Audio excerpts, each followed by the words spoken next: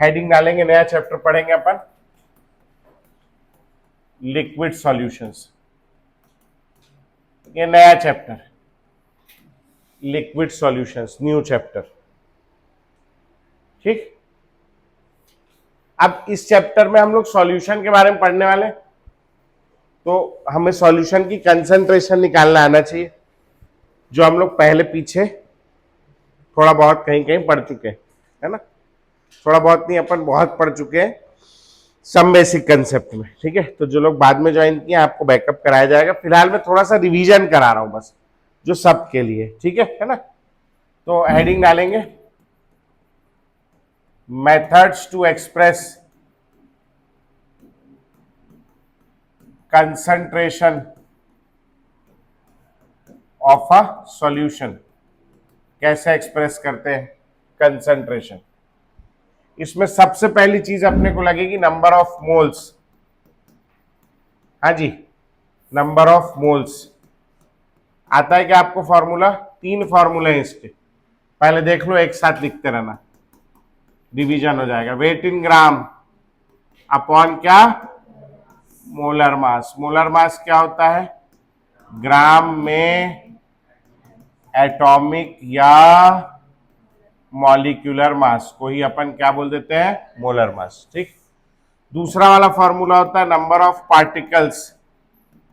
Number of particles जैसे electrons, protons, neutrons, atoms, molecules, है ना, और आयंस एटसेट्रा। ये सबको काय से डिवाइड कर देते हैं अपन लोग? Avogadro's number. और Avogadro's number Na is equal to कितना होता है? इंटू 10⁻23 पर मोल। एक मोल में इतना नंबर होता है। ठीक है, तीसरा फॉर्मूला ऑल्दो यहां नहीं लगेगा, मगर एक और फॉर्मूला होता है, एचटीपी एनटीपी पे लगता है, volume of gas at NTP और एचटीपी डिवाइडेड बाय 22.4 लीटर या 22400 मिलीलीटर। समझ आ गया पक्का? ठीक, इसके बाद हम लोगों ने पढ़ा M/M परसेंटेज, या जिसको कहते हैं W/W परसेंटेज। परसेंटेज निकालना है मास के रिस्पेक्ट में, मास of solute divided by mass of solution. ये भी ग्राम में लेते हैं, ये भी ग्राम में लेते हैं, मल्टीप्लाइड बाय 100। कैसी क्वांटिटी है? यूनिट लेस, यूनिट कट जाएगा ऊपर नीचे का। ठीक, दूसरा वाला आ गया अपना V/V परसेंट। ठीक है, क्या होता है बोलो? Volume of solute divided by volume of solution. Volume हम लोग काय में लेते हैं? ml में, मल्टीप्लाइड बाय। तो ऐसे मास का ऐसा यूनिट है किलोग्राम, वॉल्यूम का ऐसा यूनिट है लीटर, तो हम लोग यहाँ ग्राम और मिलीलीटर क्यों ले रहे हैं? ये सब हम लोग लेबोरेटरी में बनाने वाले हैं, और लेबोरेटरी में कायम बनाएंगे इसको? बिरयानी के देग में बनाएंगे क्या? बड़े वाले में है, या जिसमें समोसा छानते वाली कढ़ाई में बनाएंगे? नहीं, तो कायम बनाएंगे हम लोग इसको टेस्ट ट्यूब में। टेस्ट ट्यूब में तो नहीं बनाते, मगर बीकर में, फ्लास्क में, जो कितना बड़ा बड़ा रहता है, छोटा छोटा रहता है ना, ml में रहता है या लीटर में रहता है? सिंटेक्स की टंकी में बनाने वाले हैं क्या? नहीं, तो काय में होगा? ml में, इस ग्राम में छोटे यूनिट होंगे। ठीक है, तीसरा होता है M/V परसेंट, इसी को स्ट्रेंथ बोलते हैं। हाँ जी, क्या हो जाएगा बोलो? Mass of solute divided by क्या? Volume of solution in ml multiplied by 100। ठीक है, इसका यूनिट कट जाएगा क्या? नहीं, इसका यूनिट बच जाएगा क्या? ग्राम पर ml। इसके बाद आता है मोलैरिटी। काय से डिनोट करते हैं? Capital M। मोलैरिटी क्या होता है? Number of moles of solute divided by क्या? Volume of solution in litre. Litre molarity में क्या में आता है? लीटर। ठीक, इसके बाद छोटा भाई इसका मोलैलिटी, छोटा m, क्या हो जाएगा बोलो? Number of moles of solute divided by क्या? Mass of solvent in KG. समझ में आ गया पक्का? ठीक। इसके बाद आएगा नॉर्मेलिटी, जो हम लोग अभी पढ़ रहे थे पीछे, कैपिटल एन। क्या हो जाएगा बोलो? Number of gram equivalent of solute divided by क्या? Volume of solution in litre. समझ आ गया पक्का? ठीक। और भी लिखना चाहता हूं मैं, मगर मेरे पास जगह नहीं है। आप लोग इसको फटाक से लिखो एक बार रिवीजन के रूप में, अब फिर अपन आगे बढ़ेंगे, है नहीं?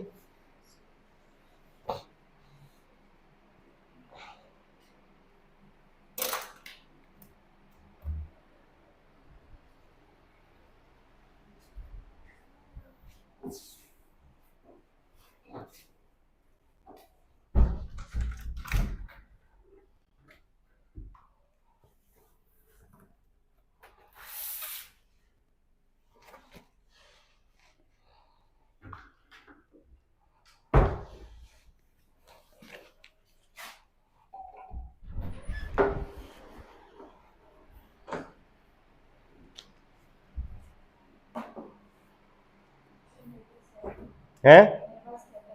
अच्छा, पहले वाले का है भैया। आप लोग को मिलेगी? नहीं दिया था ना? हाँ। मेरे पास है भी नहीं अभी फिलहाल, और एडमिशन के बाद बाकियों को मिलेगी, ठीक है? फिलहाल तब तक आजू बाजू शेयर करके चला लेंगे।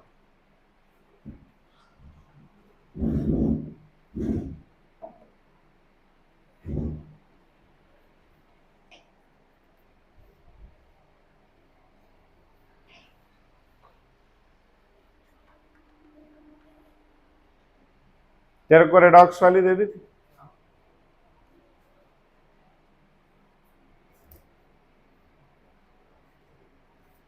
अब जिस दिन वो कराएंगे ना सम बेसिक का, उस समय वो दे देंगे। ढूंढवानी पड़ेगी कहाँ पड़ी है।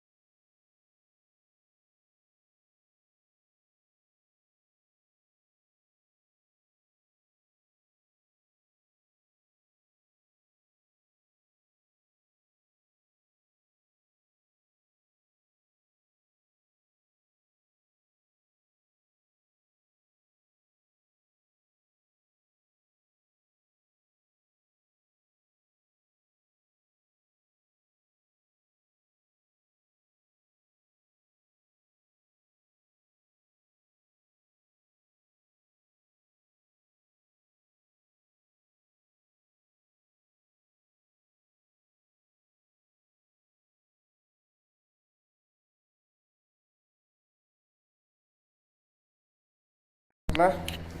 इसके बाद में बच गया है मोल फ्रैक्शन। तो लिखेंगे भैया मोल फ्रैक्शन। हाँ जी, मोल फ्रैक्शन काय से डिनोट करते हैं अपन लोग? एक्स से। क्या फॉर्मूला होता है? Moles of one component upon क्या? Total number of moles. कैसी क्वांटिटी हो जाएगी? यूनिटलेस। ठीक। एक चीज याद रखना, सभी फ्रैक्शंस का सम जो आता है वो आता है 4, आता है 1।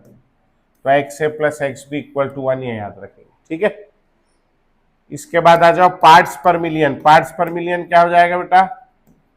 मास ऑफ सॉल्यूट डिवाइडेड बाय क्या? Mass of solution into 10⁻⁶। ठीक है जी। तो ये दो चीज और नोट कर लो।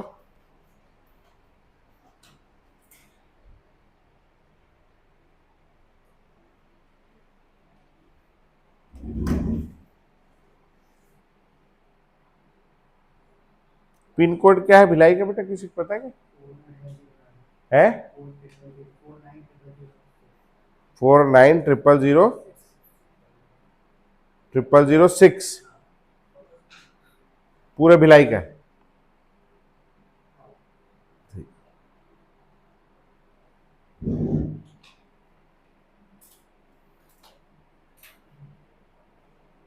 हो गया बेटा लिखना। हेडिंग डालेंगे भैया सॉल्युबिलिटी।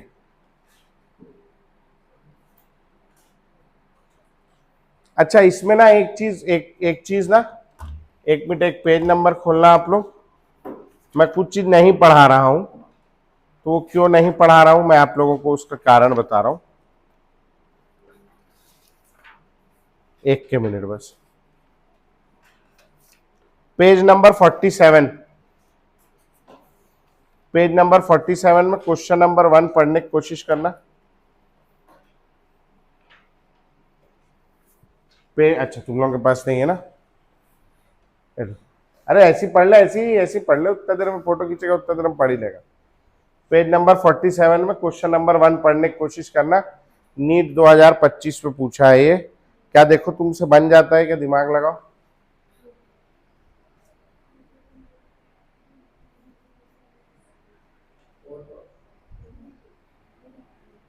अच्छे से, आराम से। क्वेश्चन नंबर 1 हल करना है। पहला क्या बोल रहा है? ह्यूमिडिटी। क्या होती है ह्यूमिडिटी? वाटर इन गैस है ना, पानी है उसको ह्यूमिडिटी बोलते हैं। तो ह्यूमिडिटी हो गया लिक्विड इन गैस। तो ए का क्या हो जाएगा? 2।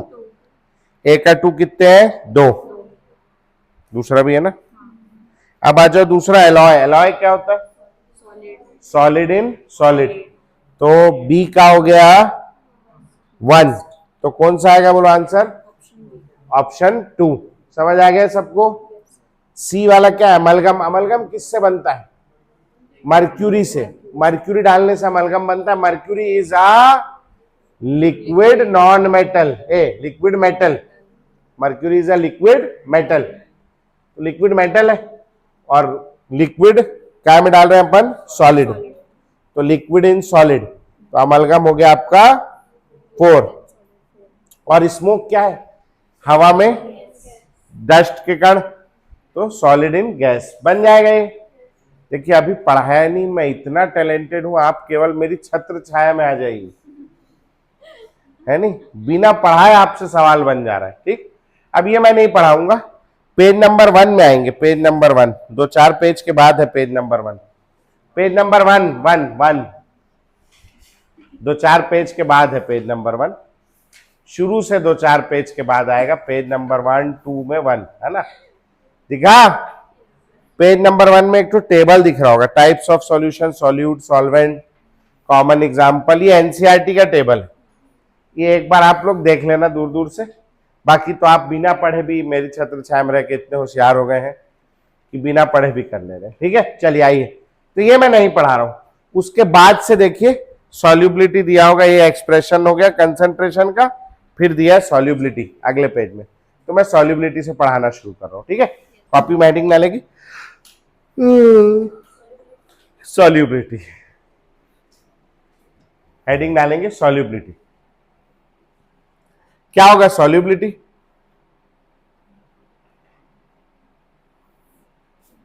ना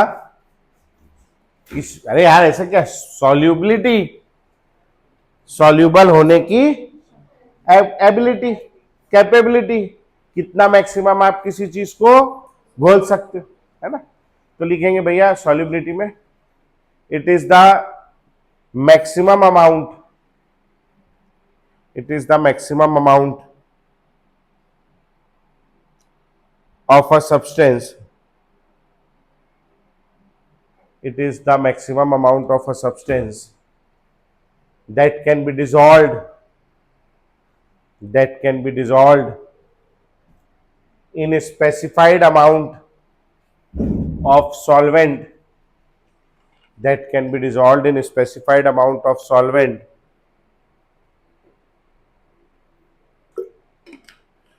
at a specified temperature, at a specified temperature।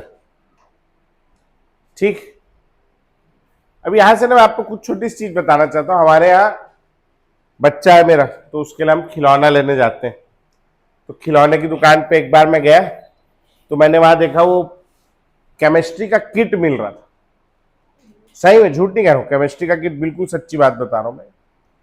Chemistry का किट 6+ एजेस एंड अबव, 6 लड़का 8 साल का है, 6 साल से ऊपर वालों के लिए था। मैं बड़ा उत्साहित हो गया, मैं बोला बढ़िया है, टेस्ट ट्यूब बीकर कुछ मिलेगा तो लड़का सीखेगा तो कुछ, क्या पता, है ना, और मैं भी बता पाऊंगा उसको, मेरे को भी थोड़ा बहुत आइडिया है। तो मैं खुश हो गया बहुत। मैं घर लेके आया उसको, खोलने तो देते नहीं वहां, तो घर लेके आया। घर आके खोला मैंने, तो उसमें से 4 ठोक डिस्पोजल ग्लास है नी, 1 ठोक वो क्या बोलते हैं उसको, आइसक्रीम स्टिक है नी, और 2-3 ठोक शीशी थी, किसी में कुछ किसी में कुछ है, हाँ किसी में नमक अमक टाइप के ऐसे केमिकल थे वो नाम, और 1 तो बुक थी उसके साथ। वो बुक बहुत अच्छी थी। उस बुक में पहला एक्टिविटी था। वो पहला एक्टिविटी क्या था? पहला एक्टिविटी तो ये था कि आपको जो डिस्पोजल दिया है उसमें आप पानी भरो, और पानी भरने के बाद मार्क करो मार्कर से कि आपने कितना पानी भरा है ना। और इसके ऊपर से शायद नमक नहीं था, क्योंकि बोले नमक तो आपको घर में मिल जाएगा करके, एसिटिक एसिड था एक में, मेरे को ध्यान है यहाँ तक के, कुछ ऐसे 2-4 चीजें थी, सिट्रिक एसिड था, ऐसे कुछ 2-4 चीजें थी, पीएच वाला भी रहा होगा, हल्दी वल्दी वाला। खैर, तो जो है बोले आप घर से नमक लेके आओ और नमक इसमें डालो। अब जो बच्चा 6 साल का है उसने थर्स्टी क्रो की कहानी सुनी। थर्स्टी क्रो आपको याद है क्या करता था? वो पत्थर उठा के डालता था तो पानी ऊपर आता था, पी लेता था, है ना। तो बोले NaCl जब हम डाल रहे हैं तो NaCl डालने से क्या होगा? NaCl भी एक प्रकार का सॉलिड है। बोले आप NaCl डालते जाओ।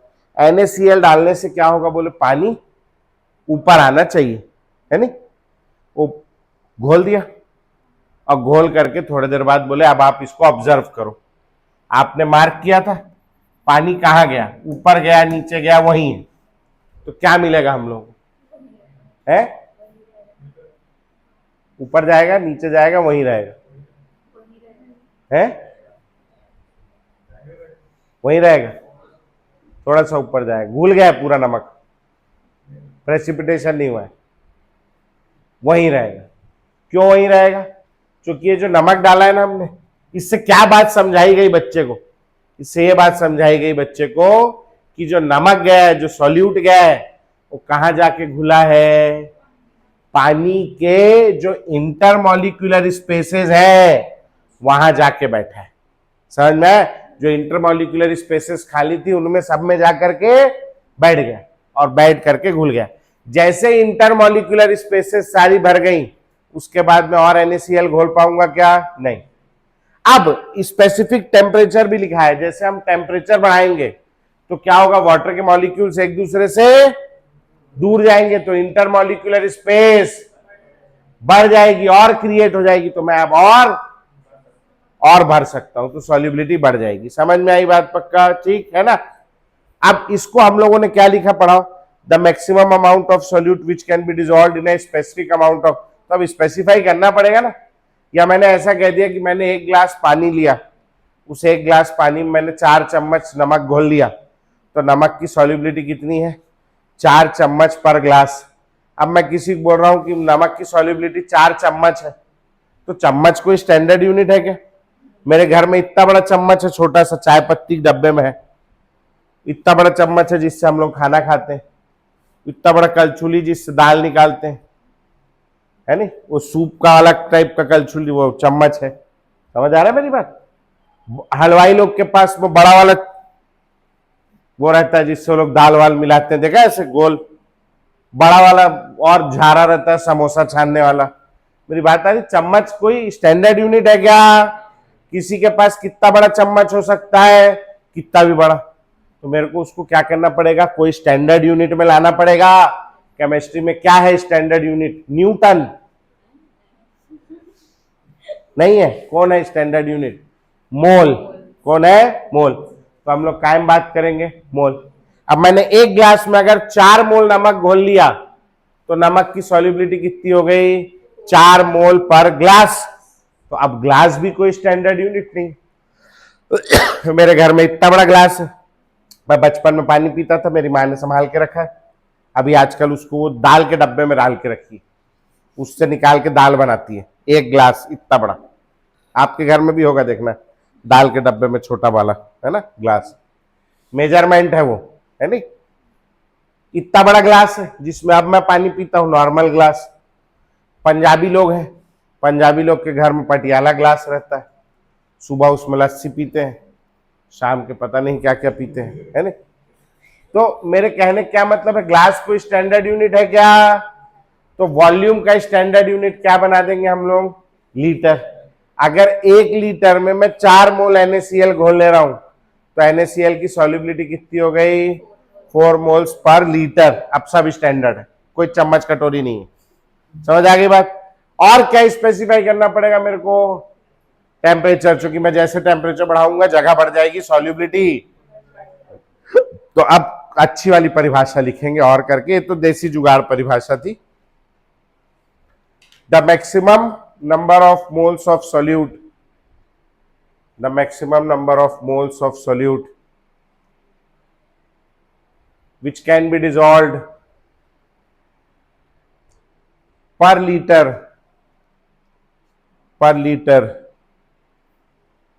of a solution, which can be dissolved per liter of a solution at a constant temperature, which can be dissolved per liter of a solution at a constant temperature, उसको क्या बोलते हैं अपन लोग भैया? उसकी सॉल्युबिलिटी। समझ में आ गया भैया? ठीक। अब हेडिंग डालेंगे, solubility of solids in liquid. Solubility of solids in liquids, ये सब कचरा कूड़ा है। Solubility of solids in liquids, इसमें सबसे पहला लिखेंगे like dissolves like, like dissolves like, like dissolves like. इसका क्या मतलब है? जो जैसा होता है वैसे ही लोगों में घुलता है। आपके स्कूल में आप पढ़ते थे पहले, एक नया बच्चा आया, अब नया बच्चा जो है वो बहुत पढ़ंतु है, तो उसकी दोस्ती किन लोगों से हो जाएगी? पढ़ने लिखने वाले, उसके जात बिरादरी के हैं उनके साथ हो जाएगा। कोई लड़का आया जो बहुत बदमाश टाइप का है, तो उसकी दोस्ती यहाँ के गुंडे बदमाशों से हो जाएगी, है नहीं। कोई है बच्चा जो बहुत बड़े क्रिकेटर है, तो यहाँ क्रिकेटर फुटबॉलर लोग के साथ घुल, आजकल वो भी है गेमर बॉय। एक मेरे पास स्टूडेंट के पिताजी का फोन आया, तो ट्रू कॉलर में नाम दिखाता है ना, तो उसमें दिखा रहा है गेमर बॉय पिताजी के फोन में। सोचो पिताजी को कितना बुरा लगता हो कहीं फोन करते हो कि गेमर बॉय, जबकि गेमर बॉय औलाद है।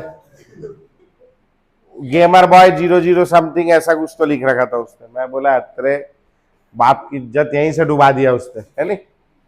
अपने फोन में लिखे गेमर बॉय, है ना, पिताजी के में ना लिखे, है ना, सभ्य आदमी है वो, है ना, पढ़े लिखे। तो खैर, तो जो भी ऐसे आया, यहाँ का नहीं, पुराना, पहले 2 साल पुरानी बात। कोई ब्यूटी क्वीन आई तो ब्यूटी क्वीनों में सेट हो गई वो। मेरी बात आ रही समझ में? जो जैसा होता है वैसे लोगों में घुल मिल जाता है। समझ में आ गई बात? तो इसका वो लिखेंगे भैया, polar compound such as NaCl और sugar are more soluble in water and sugar are more soluble in water। नमक और शक्कर काय में घुलते हैं? पानी में। पानी कैसा सॉल्वेंट है? पोलर। अगली लाइन में लिखेंगे naphthalene and anthracene, naphthalene and anthracene are more soluble in non-polar solvent such as benzene, non-polar solvent such as benzene। ठीक है बेटा, ये सब पूरा कचड़ा है, एनसीईआरटी में नाम दिया है करके मैं एक एक बार आपको बता दे रहा हूं, सुन लो बस, ज्यादा स्ट्रेस नहीं देना है। ठीक है, हेडिंग डालेंगे फैक्टर्स अफेक्टिंग। फैक्टर्स अफेक्टिंग क्या चीज को अफेक्ट करने वाले factor? Solubility of solid in liquid. Factors affecting solubility of solid in liquid. Factors affecting है शुगर, वो हाइड्रोजन बॉन्डिंग वगैरह बना के खुल जाता है। And polar compounds like NaCl and sugar. ऐसा factors affecting solubility of solids in liquid, जो पढ़ रहे हैं उसी का फैक्टर अफेक्टिंग। सबसे पहला नंबर 1 लिखेंगे प्रेशर। नंबर 1 लिखेंगे, मैं जाने वाला है ना, 5 मिनट में छोड़ रहा हूं क्लास। हाँ, लिखेंगे factors affecting solubility of solids in liquid. सबसे पहला लिखेंगे प्रेशर। सबसे पहला लिखेंगे प्रेशर। ठीक, तो अब प्रेशर लिखेंगे। Pressure has no significant effect. Pressure has no significant effect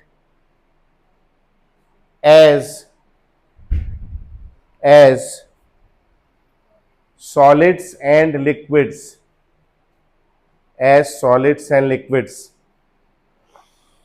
are incompressible, as solids and liquids are incompressible। समझ आ गया पक्का? ठीक, तो ये हो गया। यहां तक याद रखेंगे आप लोग। दूसरा फैक्टर डाल के छोड़ेंगे टेम्परेचर। टेम्परेचर, इसके पहले मैं कल आपको थोड़ा सा लीच एट लेयर पढ़ाऊंगा और फिर अपन टेम्परेचर का इफेक्ट देखेंगे कल। ठीक है जी, चलो छुट्टी आज के लिए।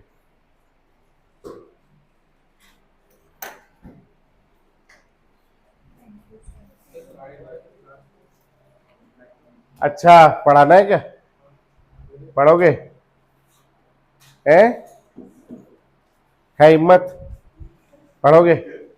चलो मेरे को 5 मिनट का ब्रेक दे दो, फिर पढ़ते हैं। नहीं